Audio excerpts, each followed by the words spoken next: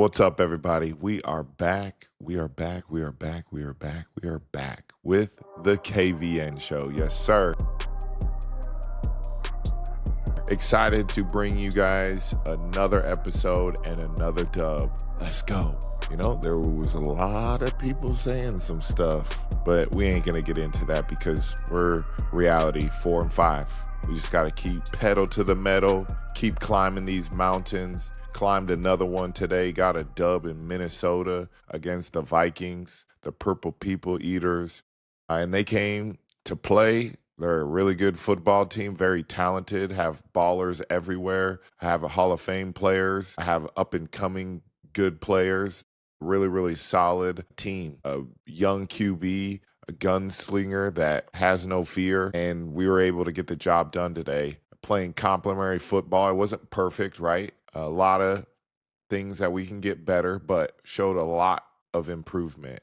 Excited to talk to you guys about the game, just my point of view. And the first thing I want to talk about is a play that I read. My Madden rating should be 99. I don't care about any other stats, whatever, but 99 is what my awareness should be because they started with a throwback on 3rd and 12, 15, something right there. And, you know, I was in coverage and I just felt like when they got the ball out so fast, something felt off. And out of the corner of my eye, I see the right tackle start leaking. And then I see the guard leak. And then I did a 360. And then all of a sudden, I see 4 blockers in front of me, and I'm like, I just got to string this out. That was my mindset. I just got to string this play out to bring on the cavalry. I just need my boys to come help me. Sure enough, 2 of the guys tried to block me. I think it was the center and the right tackle tried to block me, and I kind of olayed around them, and J.J. McCarthy was getting kind of started and kind of took me off surprise because he was right there and I lunged and I got a piece of him. I wish I would have been able to make the full play because then I would have been like, it is I'm the best. That would have been a good play, but I was allowed to slow him down for the cavalry to come and then eventually have him short of the line of game by about 2 yards. To me, that was the awareness that I talk about, the awareness that I'm grateful to bring to this team to help others, just to see the game from a different perspective. And I was hyped to see that play because I don't know how far he would have got, but we would have been in some trouble because there was nobody over there. And I was grateful my spidey senses kicked in, but there were so many good plays in this game. I felt like the defense we came to play today, we didn't want 9 to come out. His alter ego, I think he talked about, we didn't want him to come out, and we were able to do a good job of just, keeping things in front of us. We need to start faster again. The first drive, we need to get those out of the way. Those as a group are unacceptable where we're giving teams points at the beginning of the game to give them momentum. Though that was big plays by Naylor down the sideline. We got, giving up a big play. We got to be better about that as a group. Not just this game, but games before this where teams were able to get some hay on us. And, we're going to continue to work at it, keep grinding at it. We've had some good games where we had good starts, but all in all, we need to get better at that. And, collectively, I felt like defensively gained confidence more and more and more. I can't express enough respect and just what he's brought to our team. Alohi, man, he's come in and just really has secured his role really fast and just helped the young corners and other safeties and just everybody knowing his assignment, knowing what other people are doing, communicating, telling you down and distances, tendencies, all that. His communication has been excellent. I cannot say how great he's been for us to allow our boy Kyle Hamilton to be a crash out. That boy's a head buster, man. He's everywhere, but it allows him to be him and, play football. And it's been awesome to see guys in the secondary. And I'm going to keep going. I have a couple more plays before I start giving people shout out. Huge turning point in the game to me was the stop that the defense had before the half, and then the offense getting 3 points. Um, Going into the half 10-9 over 10-6. Yeah, you still have confidence, but the confidence that you have by getting points on the board before their offense gets the ball back, going down 10-9 versus 10-6 was huge. And then coming out of the half, or in the third quarter, you end up getting the pick by Marlowe. They schemed up that big personnel by them, and it was 3rd and 1, and they wanted to get a shot, a one-on-one to Justin Jefferson versus Marlon. They probably felt confident after the one earlier in the game they completed, but Marlowe, I don't know what he's got going on with his hand. He looked like the scary movie guy out there, my germs. But he came down with the pick, and everybody's probably going to make fun of him for looking crazy after he had the interception. But after he explained it, I was like, all right, you did the right thing. You just worried about not fumbling the ball. Hell yeah, that's smart. High IQ. We like that, Marlon. And was able to get a little bit of yak. But then, you get some points, you go down and kick a field goal on that possession, go up 12-10, and then you have the huge, complimentary football right there. Then you have the huge swing of the game with the forced fumble by Jackson. Huge play in the game. We're able to get that, and then that turned into a touchdown. So next thing you know, you're now 19-10. Huge swing in the game. You also had the 2 4th down stops that were huge in this game. 4th and 2 got a stop. Another stop at the 7:15 mark.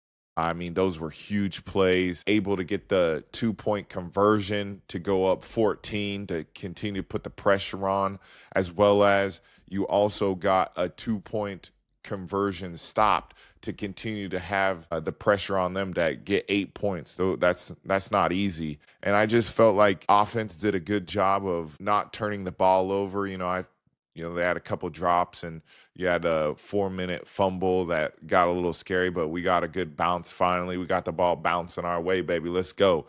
Zay picked it up and was still able to get yards. I'm sure they want to clean that up, but LJ played a very solid game versus a very solid defense. Didn't make mistakes, was able to take what the defense gave him, scrambled a couple times, delivered some good footballs, played really well, had a touchdown to Mark Andrews, big touchdown right there. Him and Mark have a good connection, and, we ended up getting the dub. And what I was proud about is that game didn't go, smooth or easy, and, they battled, because that's a good football team. They're at home, they were 4-4. They have a lot to play for, trying to get their into the playoffs themselves. So it was just a back and forth game, and, it was awesome to be on the side of a winning game. It got close. It got dicey in there. I mean, J.J. McCarthy, 4th down, that dude turns into Tom Brady out there. He was out there, woo, woo, woo, and then making a pass. It was crazy. And you just keep battling, and just that's the way you want football games to go, your way. And it's awesome when you get a dub, that's for sure. We're rolling. We're on the process of rolling, which is awesome. We know we want to get better. That's what's awesome about this group. Not satisfied at all, because, quite frankly, we remember what it was like to be 1-5. I don't think that is ever going to leave us, and I hope it doesn't, because that's, our mentality is not to be 1-5, obviously, but it's the mentality not to get there ever again. And kudos to the coaches and players, just continue to buy into each other and keep working. And it's awesome to continue to work with this group of guys. The defensive shout-outs you got to give is Marlowe, just thugging it out. He was thugging today, and, it wasn't perfect, but Marlowe's crazy ass makes plays, man. And, that's why he's going to be in the Ravens Hall of Fame one day. He's going to get his purple jacket, well-deserved. He really eats, breathes, and sleeps Ravens. He is a Raven through and through. And I've enjoyed becoming his teammate, and, you just never know what you're going to get every day with Marlon, and that's awesome. And then Stark's getting another pick. Ooh-wee, that's my dog Kirby, my locker roommate, just finding ways to make plays, and he's starting to get that ball hawk skills down. And then Travis Jones, can't say enough of how good he's stepped up. He was out for a little bit, got healthy, and he's starting to look like Travis Jones that I was raving about and talking about. He's starting to become a guy. And then Awuzie. Can't say enough about Awuzie just coming in, balling. Him and Rowe have this great relationship, so they're like brothers, and it's kind of fun watching their bickering every day. They like bicker at each other like brothers. They get to the point where you think they're gonna fight, but they're not, or they make fun of each other and they get mad at each other, but keep it moving. It's pretty funny. But man, he's brought such an awesome vibe to our locker room, and he's done a really good job, and he makes plays, man. Shows up every game. That stop he had on the 2-point was huge. I know there's a bunch of different guys that deserve shout-outs, but those stick out the most to me.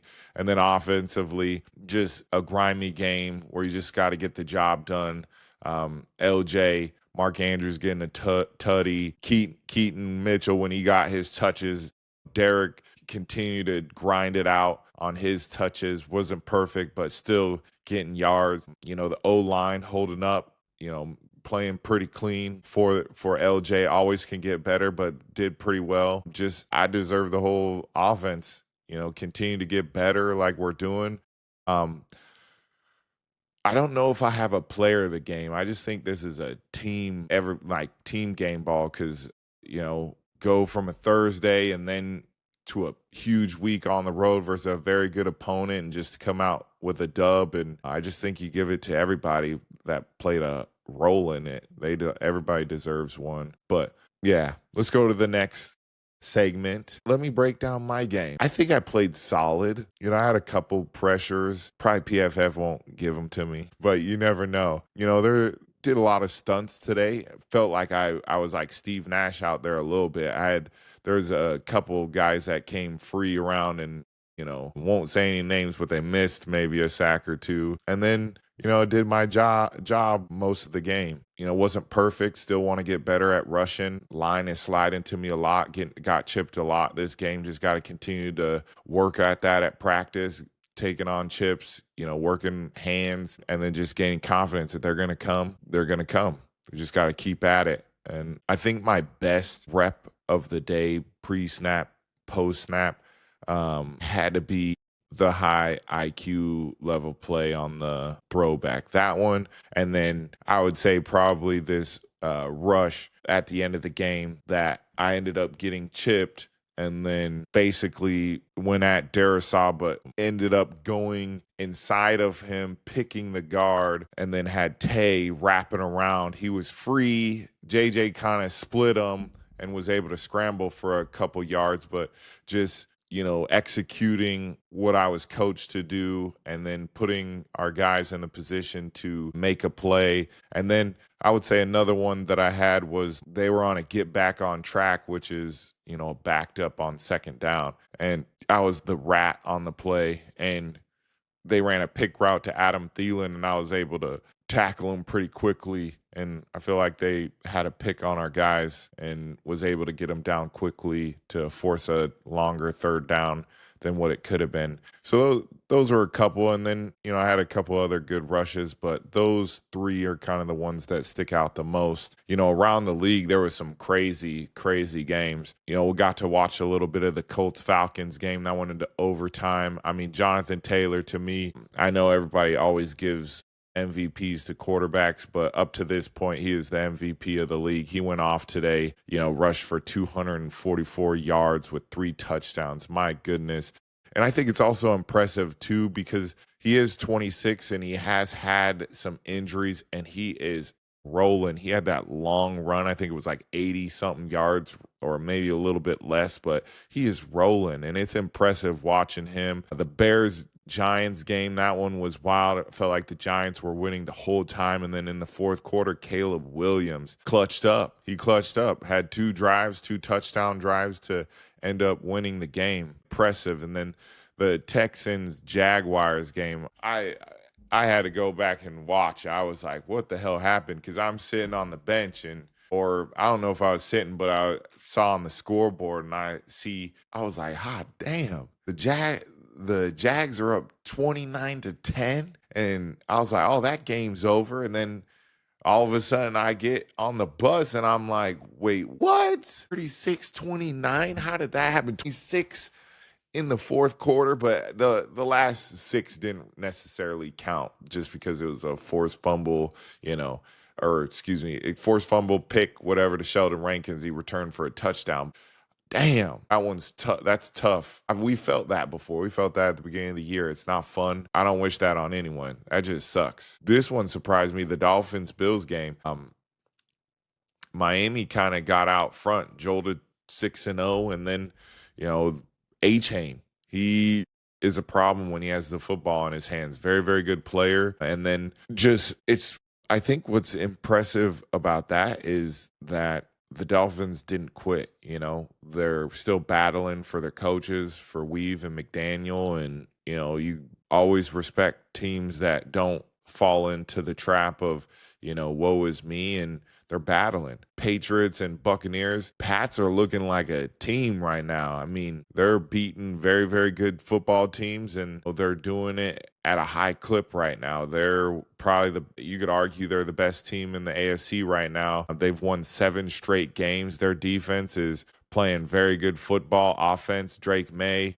I could say he's the homie right now because we're not playing him yet, but he's playing really good football, and you could put his hat in the MVP category. Really, just playing good football. And then Travion Henderson, that boy is fast. I mean, fast. And then that Kyle Williams kid, fast. Them boys was rolling when they had the ball in their hands. It was impressive. Especially the Henderson kid. I also saw, the last touchdown he had, he was looking at the sideline. He's so fast, he was able to look at the sideline.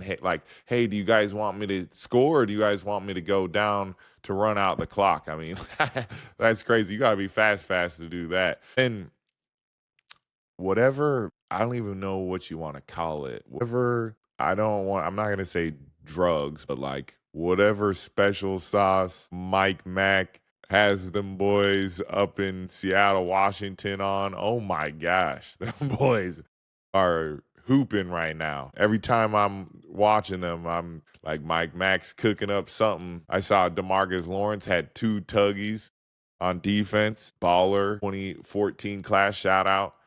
Drafted. They put a whooping to the Cardinals, man. It wasn't even a close game. And then the Rams, Matthew Stafford, Matthew, former teammate.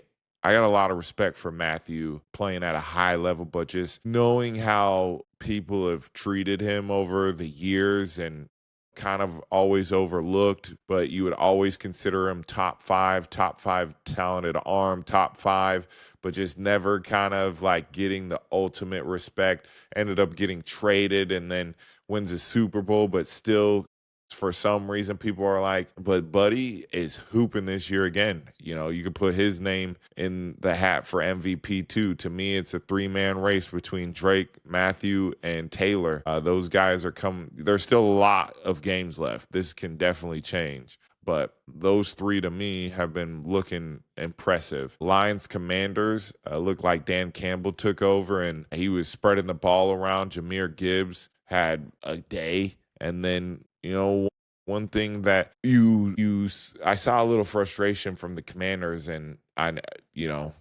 when your starting quarterback goes down and things aren't going the way you want, it's tough. It's a battle. And then the last one, which benefits us, the Chargers beating the Steelers for the Sunday night game. Herbert and the Chargers, good football team that have hella injuries on the O-line, still finding ways. A defense played really good. K-Mac, the homie, had an awesome play on the safety, the sack, got the ball out. I'm surprised his strong ass didn't come up with it.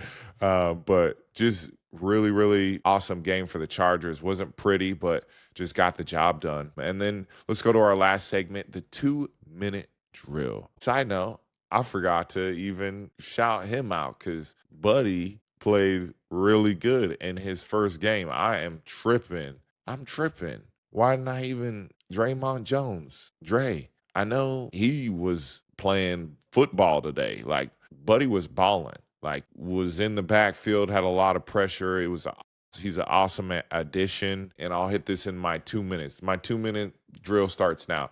Draymond Jones was traded to the Ravens, played, and he was involved today. His presence was felt.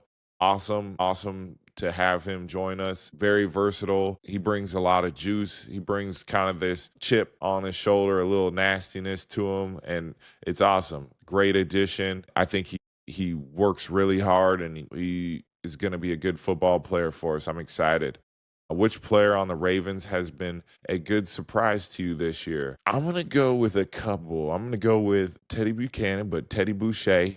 As a rookie, the game can be fast sometimes, but it's starting to slow down for him. He was rookie of the month last month, and I just feel like he's getting better and better each and every week. He's been a good surprise to me this year. And then who else do I want to? And then D-Hop. I'm going to go with D-Hop too.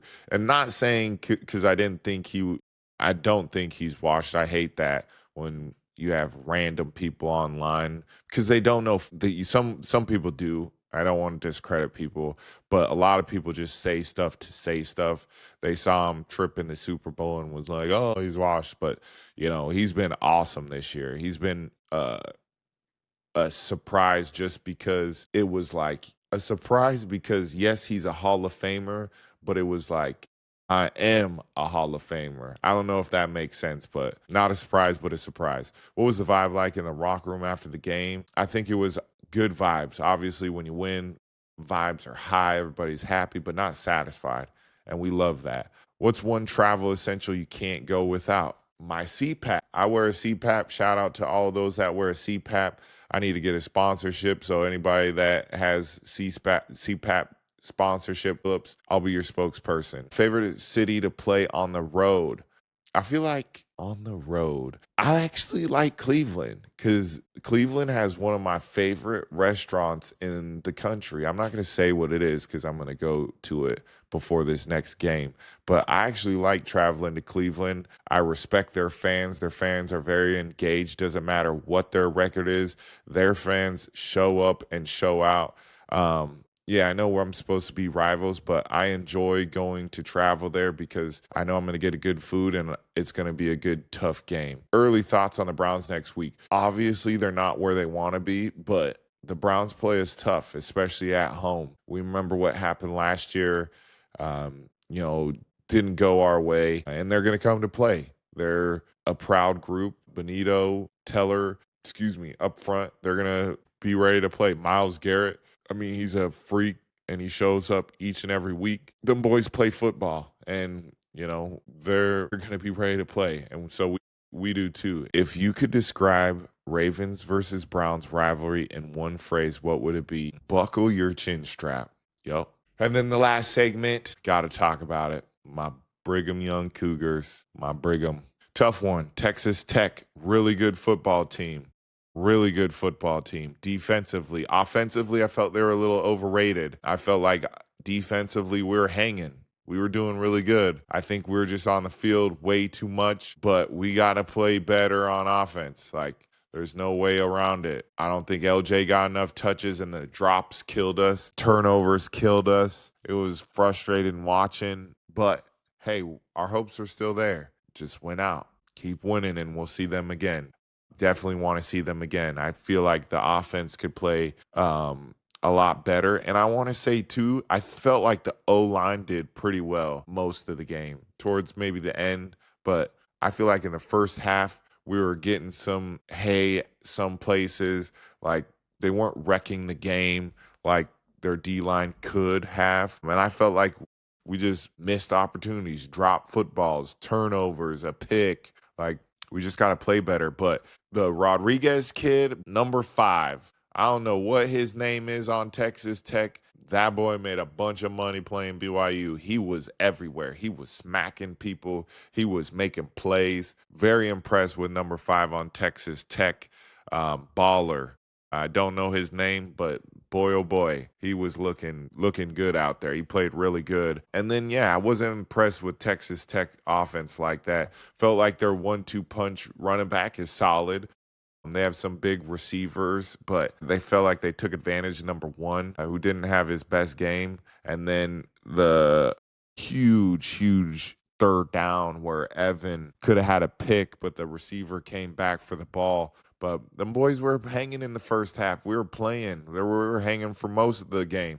Just offense couldn't get anything going, and that's tough. Can't win football games when you only score 7 points. But, hey, back to work, back to the grind. Let's go, Brigham. We got a job to do. We got to get to the Big 12 championship. Let's go. All right, that's it for this episode. Good episode. Feel like a long episode, but hey, thank you for tuning in. Appreciate y'all. Let's go. We're on the mountain climb in Cleveland. Let's get it.